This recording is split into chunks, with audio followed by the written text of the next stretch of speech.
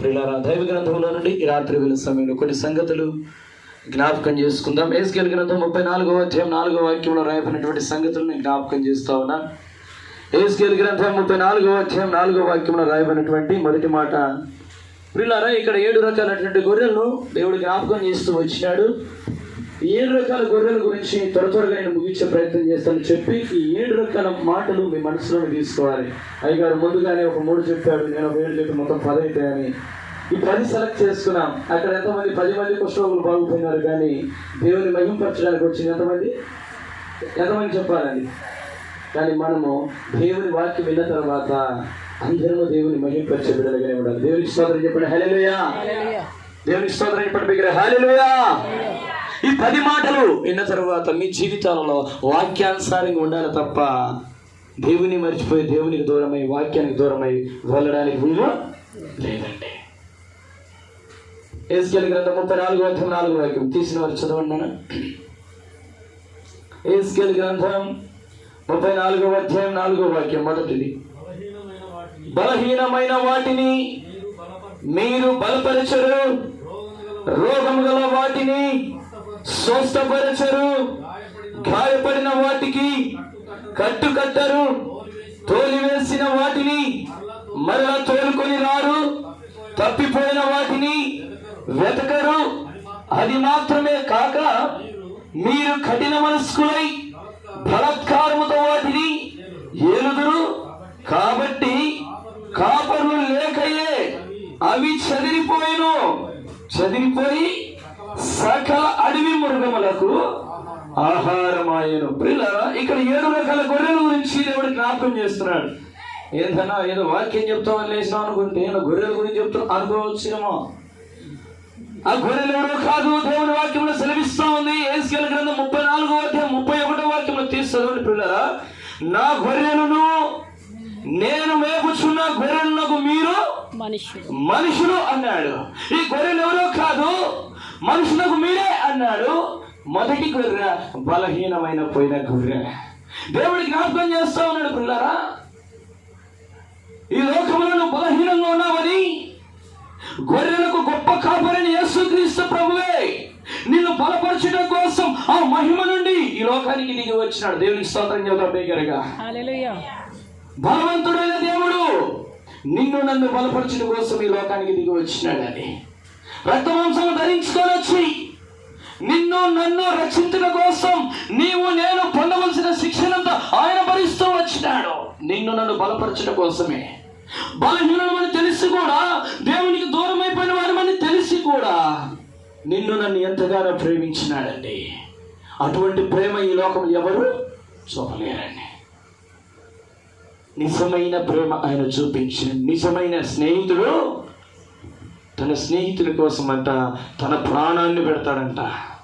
ఈయన మంచి స్నేహితుడు, మంచి కాపరి. నేను ప్రకటిస్తున్నటువంటి యేసుక్రీస్తు ప్రభు ఎవరయ్యా అంటే రక్షకుడు, రక్షించడానికి వచ్చినాడు. నువ్వు ఎంత ఘోర పాపివైనా సరే నిన్ను క్షమించగలిగిన గొప్ప దేవుడు. ఆయన చెంతకొచ్చి పశ్చాత్తాపడి ఆయన వేడుకుంటే చాలు, ఆయన క్షమించే దేవుడు. ఆయన మంచి దేవుడు. నన్ను అనుసరించలేదే, నాకు ప్రార్థన చేయలేదే అని నిన్ను శిక్షించడు. ఇకనైనా తెలుసుకొని వచ్చినావులే, ఇకనైనా మనసు మార్చుకున్నావులే, ఇకనైనా తల్లి చెల్లి అక్క ఈ రాత్రి వేళ సమయంలో నిన్నెంతగానో ప్రేమించే దేవుడు ఈ సువార్త నీకు వినిపిస్తా ఉన్నాడు. నువ్వు బలహీనమైపోయినావని, దేవునికి దూరం అయిపోతూ వచ్చినావని ఆయనే నీ బలహీనతలన్నీ కూడా ఆయన కలువరి శిలువలో మోస్తూ వచ్చినాడు. దేవునికి స్తోత్రం చెప్పండి, దేవునికి స్తోత్రం చెప్పండి. నిద్రపోయే వాళ్ళందరూ చప్పట్లు కొట్టి దేవుని నామాన్ని మహింపరచండి. హల్లెలూయా. ఏం చెప్పినానమ్మా నేను ఇప్పుడు? నిద్రపోయే వాళ్ళందరూ చప్పట్లు కొట్టి దేవుని మహింపరచమని చెప్పాను. చాలా జాగ్రత్తగా వినాలి ప్రియులారా, చాలా జాగ్రత్తగా విందాము దేవుని వాక్యం. ఏ విధము చేతనైనా నువ్వు కొన్ని మాటలు మీ మనసులోనికి తీసుకురావాలని. ప్రియులారా, బలహీనతలో నువ్వు ఉన్నావా? నిన్ను బలపరిచే దేవుడు ఉన్నాడు. నీకు సహాయం చేసే దేవుడు ఉన్నాడు. ఆయనే ప్రభు అయిన యేసుక్రీస్తు ప్రభు. యేసు అని అర్థం ఏంటంటే రక్షకుడు, రక్షించువాడు, నిన్ను కాపాడువాడు. ఆయన కునుకడు, నిద్రపోయేవాడు వాడు. నువ్వు ఎక్కడికి వెళ్ళినా నీ పక్షాన వచ్చేవాడు.